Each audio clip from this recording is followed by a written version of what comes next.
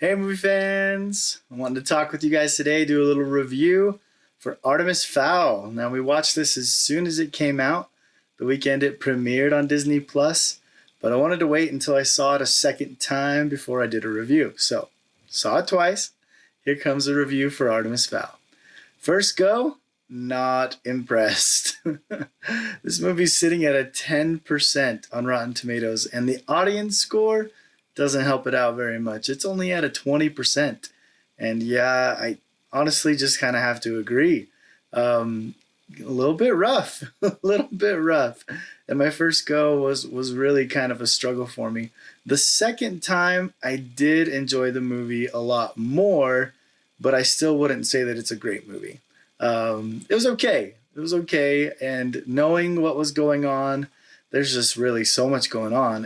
And having seen it the first time, I was able to grasp a lot more of it the second time around and see what they were doing and see where it was going and see what it was about, to where I did enjoy it a lot more the second time. Kenneth Branagh is the director, and you might know him as an actor. He played Hercule Poirot in Murder on the Orient Express, a role he'll be reprising in Death on the Nile, which is in the works-ish, right? That's pretty cool. And also you might know him from Harry Potter and the Chamber of Secrets. It's the second Harry Potter film. He played Gilderoy Lockhart, the professor that women were swooning over. But really what we're talking about him here for is his directing. He directed Artemis Fowl, and it also sounded like he was kind of a driving force behind the project. He wanted to see these movies made. And knowing that makes me think that, he may not be too worried about the fact that it didn't do so great. 10% is a record low for Kenneth Branagh as a director. He also directed movies like Thor, Murder on the Orient Express, as was mentioned before. He's directing Death on the Nile.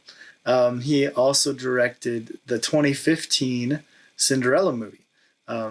He's done some great stuff, and he is a really good director. So I wonder if maybe that propelled my expectations for this to be better. But, in his defense, there really was just so much groundwork being laid to introduce us to this whole new fantasy world, right? It's like a world within the world, a hidden world, and then the connection between it in Artemis Fowl. So, yeah. I don't know if they did make more of these, which I think would be good because there's so much story left to be told, and we really were just getting introduced to these characters. So for the story's sake, it would be nice if they made more. I'd imagine they'd probably just be straight to streaming anyways. Good call, Disney, on putting this one straight to streaming. I just don't think it would have done well in the box office. So good call. Josh Gad, I think I was also hoping for a little bit more, expecting a little bit more from him, his character. He plays a giant dwarf, and so there are some kind of funny moments. He's kind of like a narrator throughout it as well. But him specifically, I really felt like I got his humor a lot more the second time I watched it. Like I felt that humor a lot more on the second time through, which that made the movie a lot more enjoyable on my second watch. I think my favorite character in the movie was the elf, Holly. I thought she was good. I thought she was cool. I liked the actress that played her. I thought she did a really good job. I think she was my favorite character. The main character, Artemis Fowl,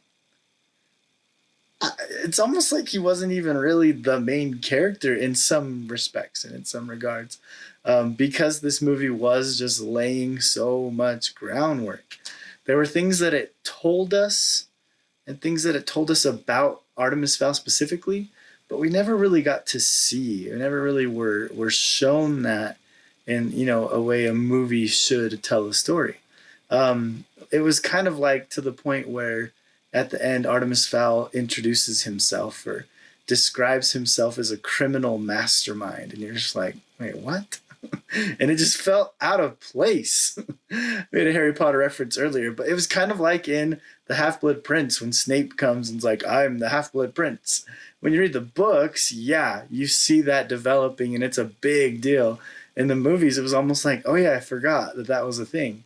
And then he just throws it out there like, oh yeah, I have to say this because it's the title of the movie.